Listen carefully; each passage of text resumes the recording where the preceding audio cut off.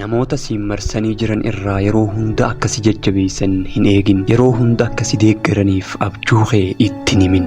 Yeroo hunda waan siif gammadan seetee iccitii milkaa'ina keetii baastee itti himin. Warri siin marsanii jiran hundi siif gammachuu qabaachuu hin danda'an. Isaan keessaa yeroo dhaabbattu akka waliin teessuuf, yeroo tarkaanfattu akka waliin dhaabbattu hedduun isaanii haanni isaan hin jiru. Garuu ati kanan beektu. Yeroo meeqa gorsa gaafat, yeroo meeqa hamilee akkasi godhan gaafat, yeroo meeqa pilaana kee baastee itti himte. Haa guddatu haa xiqqaatu if gaafadhu. Maal si gorsan itti milkaa'uu dandeessee? I don't know. Maybe yoo guddate nama lama yookaan nam tokko argatta. Hadhugaan siif gammadu, siif amanamaa taanaan yaada kee sheer godhi. Garuu yeroo hundaa miti. Waan hojjechuu feetu riskii fudhadhu dalagi. Maaliif maatii kee hin taane shakkinaan itti himin. Bu'aan kee haa mul'atu. Hurkaan kee bahee maal keessa akka dabarte haa dubbatu. Hadursin deeggarinis dirqamaan si deeggara. Kasi deeggaraa tures